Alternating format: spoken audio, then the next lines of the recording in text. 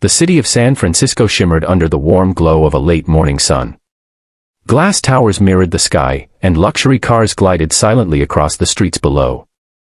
Among them stood one man who seemed to have everything: money, fame, respect, and power. Ethan Cole, a self-made millionaire, the CEO of a rapidly growing tech empire, had built his fortune through sheer determination. But as he stepped out of his corporate building that morning, dressed in his perfect navy suit and confident stride, he had no idea his life was about to be saved, not by security, not by fortune, but by the innocent voice of a little girl. Before we go further, if you believe in kindness, second chances, and miracles that appear in the most unexpected ways, please take a second to like this video, share it with your friends, and subscribe to Kindness Thread, because stories like this remind us that even a small act of goodness can change everything. The morning had begun like any other for Ethan. Meetings stacked back to back, investors to impress, deadlines to meet. He had no time for distractions. He lived behind walls of glass, both literally and emotionally, where empathy had little space in his perfectly measured world. His employees feared him, competitors envied him, and he had long stopped listening to anyone but himself. Yet destiny has its way of humbling even the most powerful hearts. Just outside his building, across the courtyard, sat a small food cart run by a woman named May. Her daughter, Lily, was always with her, a sweet little girl of about 7 with curious eyes and a soft smile. They were new to the city, having moved from China just a year earlier. Lily spent her mornings playing on the steps of Ethan's building while her mother sold noodles and tea to office workers rushing to their jobs. Ethan had noticed them occasionally, but never once stopped. They were part of the background noise in his world, invisible, ordinary, unimportant. That day, however, something felt slightly off. The air was thick with tension, and the usual chatter of guards near the entrance sounded quieter, heavier. Lily sat nearby, playing with her doll, when her attention caught something unusual.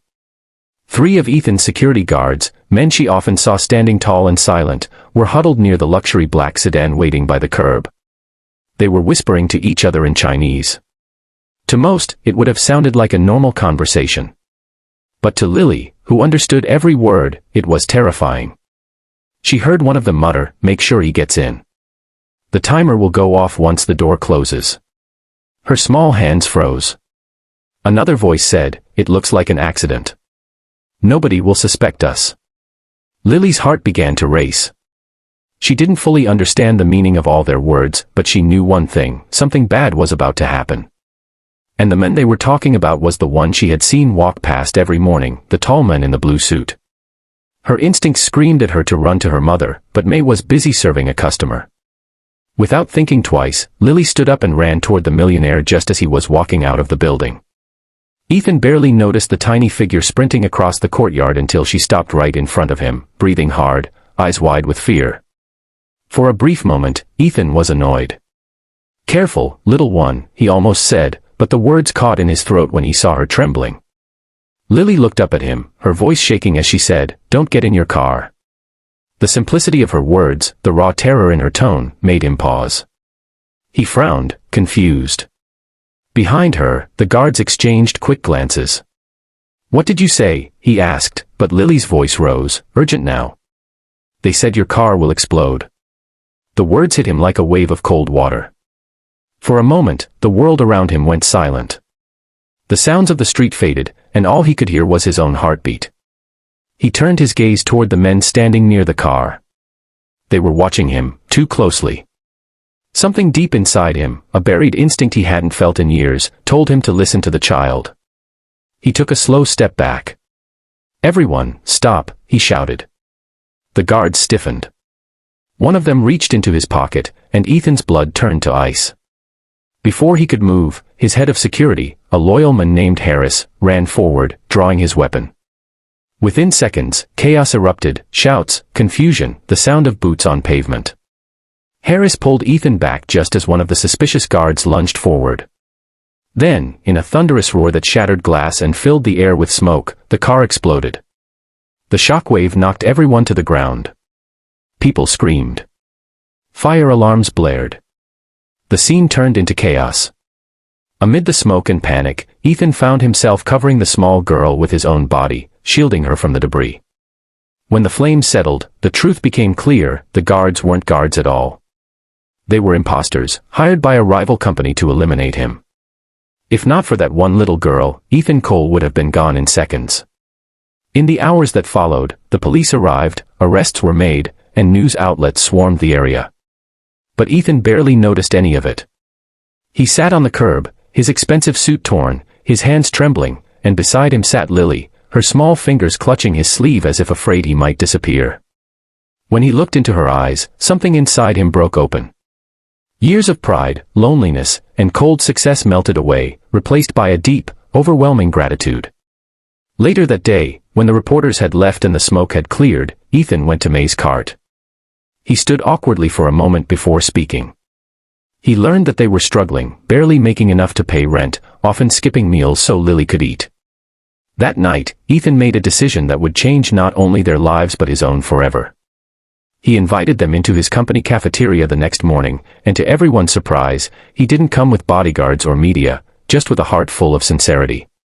He announced that May's small food business would receive full sponsorship from his company, helping her expand into a permanent restaurant. As for Lily, he promised to fund her education completely, ensuring she would never have to worry again.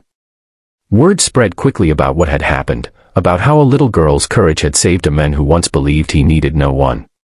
Employees who once feared him began to see a different side of Ethan. The men who once measured success in millions began to measure it in moments, the smile of a child, the comfort of helping another, the peace that came from gratitude. Months later, the restaurant, Lily's Garden, opened in downtown San Francisco. The walls were decorated with children's drawings and warm colors. On opening day, Ethan sat at a small corner table, sipping tea made by May, while Lily played with her dolls nearby. He no longer wore his arrogance like armor. He had learned that even the strongest need saving sometimes, and that the most powerful voices often come from the smallest hearts.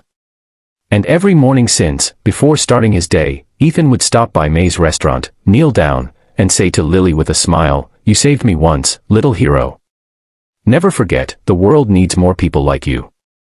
If this story touched your heart or reminded you that kindness, courage, and innocence still exist in this world, please like this video, share it with your loved ones, and subscribe to Kindness Thread. Your support helps us keep spreading stories that remind the world of compassion and hope. Before you go, tell us in the comments, what would you have done if you were in Lily's place? Would you have had the courage to speak up? Sometimes, the smallest voice can make the biggest difference, and that day, one little girl's voice saved a life. Changed my life at 30,000 feet. If this story touched your heart, please don't forget to like, share, and subscribe to Kindness Thread.